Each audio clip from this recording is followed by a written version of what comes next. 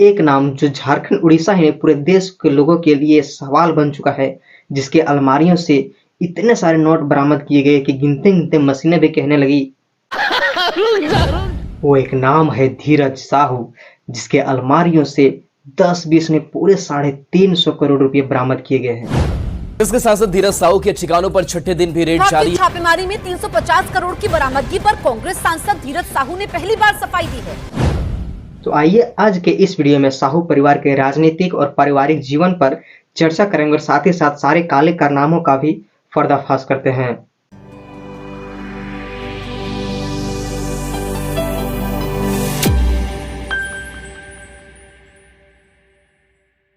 Hello दोस्तों, मैं हूं आपका होस्ट राजेश कुमार महतो। तो साथियों, इन दिनों धीरज साहू का घर कुबेर का घर बन चुका है।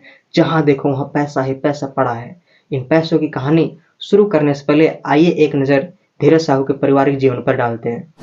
तो धीरज साहू का पूरा नाम है धीरज प्रसाद साहू, जिनका जन्म 23 नवंबर 1959 को झारखंड के लोहरदगा जिले में हुआ, जो अब तक 64 साल के हो चुके हैं। और इनके पिताजी का नाम है बलदेव साहू, जो एक सोशल वर्कर रह चुके हैं। वहीं इनकी माता का नाम है सुशीला देवी तथा उसके भाई का नाम है शिव प्रसाद साहू। और धीरज साहू अपना शिक्षा बीए तक किए हैं।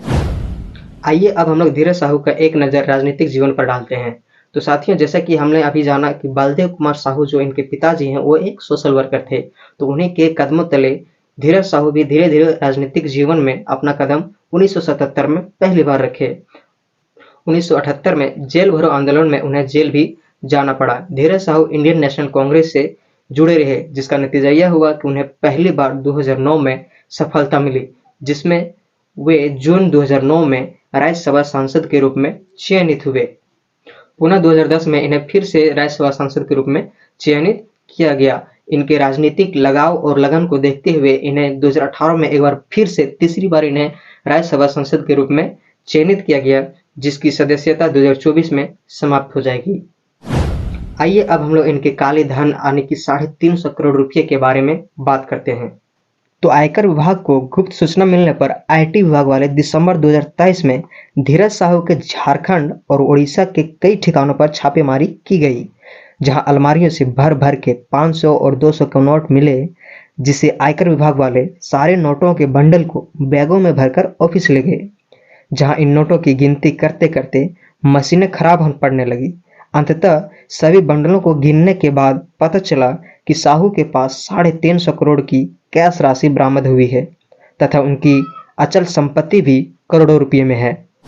धीरज साहू से इस बारे में बातचीत करने पर वे बताते हैं कि मैं राजनीतिक जीवन से 30 से 35 साल से जुड़ा हूं और मेरे पिताजी भी बलदेव साहू वो भी सामाजिक कार्यकर्ता रह चुके हैं। लेकिन यह रही बात पैसों की, तो यह पैसे शराब कारोबार से मिले हुए हैं, क्योंकि शराब कारोबार जो है अधिकतर कैश में किए जाते हैं। इसकी वजह से 350 करोड़ शराब कारोबार के हैं। एक बात और आपको बताते चलें कि पिछले दिनों जब राहुल गांधी कांग्रेस के अध्यक्ष भारत जोड़ो यात्रा कर रहे थे, उस दौरान धीरज साहू और राहुल गांधी का एक तस्वीर वायरल हुआ था, जिससे लोगों का मानना है कि कहीं न कहीं यह पैसा कांग्रेस पार्टी से जुड़ा हुआ है। तो इन चंद मिनटों में धीरज साहू के राजनीतिक और पारिवारिक जीवन और उनके 350 करोड़ रुपयों के बारे में आप जरूर जान गए होंगे। यह वीडियो अन्य लोगों तक शेयर कीजिए ताकि उन्हें भी यह जानकारी प्राप्त हो सके। और इसी तरह के अन्य वीडियो देखना चाहते हैं तो हमारे चैनल को सब्सक्राइब कर लीजिए।